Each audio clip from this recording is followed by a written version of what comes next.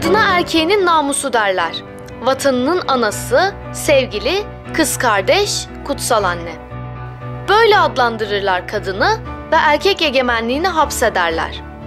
Onu, bedenini, kimliğini yok sayarlar. Ya vatan için savaşacak çocuklar doğurmalarını isterler ya da gidenlerin ardından yollarını gözleyip vatan sağ olsun diyerek tabutlara sarılmalarını. Vatan topraklarında kutsallaştırılan kadın, sınırların ötesinde tecavüz edilecek, katledilecek bir öznedir artık.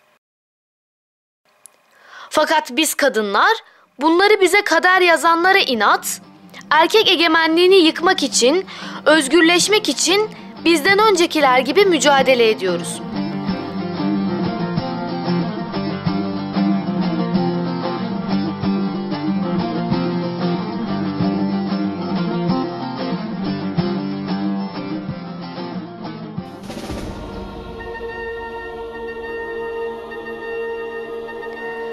Mujeres Libres'le anarşist kadınlar 1936'nın İspanya'sında Franco faşizmine karşı mücadele ettiler.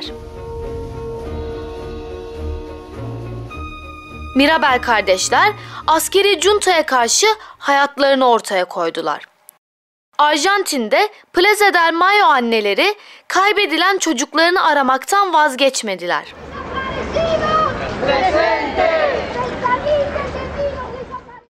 Bugün ise yaşadığımız topraklarda yıllardır süren savaşa bedenlerini siper eden barış anneleriyle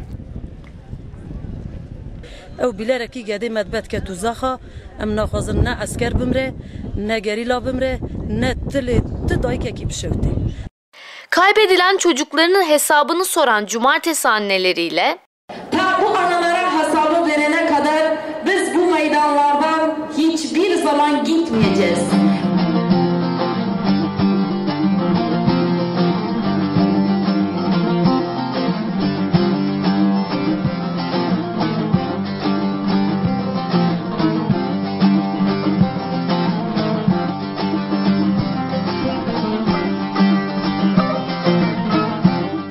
Rojava'da, Kobane'de yaşam için, devrim için, özgürlük için direnen bütün kadınlarla bu mücadele sürüyor.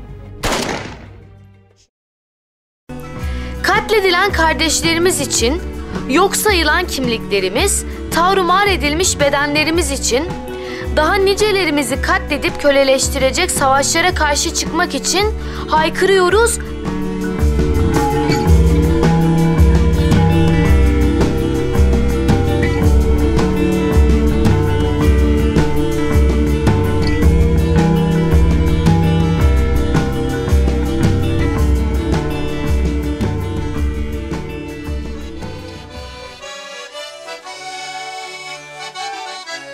Reddediyoruz.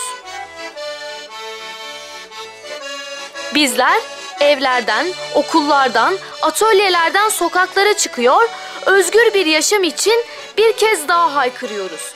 Şiddeti, savaşı, yaşamlarımızı gasp eden militarizmi reddediyor, reddettikçe özgürleşiyoruz.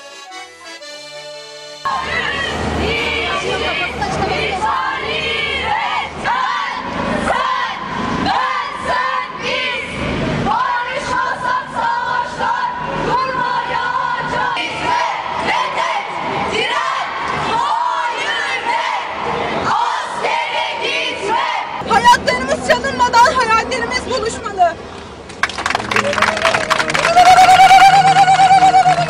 Bakır'dan bir arkadaşımızın vicdani reddini sizlerle paylaşacağız.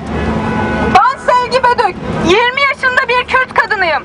Kürdistan topraklarında yaşayan savaştan sıyrılıp gelen insanlığın sesi olarak bizi ötekileştiren bu düzeni reddediyorum. Roka malbetek jiberşe alı Kürdistan'e reviyeme lebene cidema kuyes hatım Burak, ezdinavşereki dünya kumara Türkiye'de mi?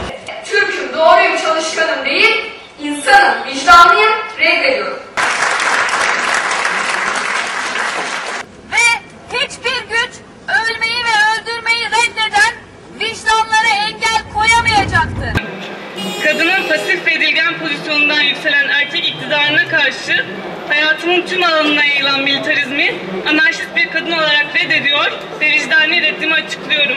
Militarizm devlete piyon, kapitalizme köle olmamıza, erkeğin orduya, kadının eve kapatılmasına, ölmeye ve öldürmeye, yani ona alışmamızı istiyor. Onun adına üzülüyorum. Çünkü ne yaparsa yapsın ona alışmayacak insanlar var. Ben bu katil devletin bireylere, çocuklara, kadınlara ve Kürt halkına yönelik süregelen yok etme politikasını reddediyorum. Kadınların devletler tarafından aleni bir şekilde desteklenen IŞİD militanlarınca tecavüze uğramasını, kadın bedenini savaşlar, entrikalar, çıkarlar ve katliamlara alet eden ataerkil, militarist devlet anlayışını devrimci anarşist bir kadın olarak reddediyorum. Vicdani reddimi Kobani'de yaşamları için savaşan bütün kadınlar için açıklıyorum.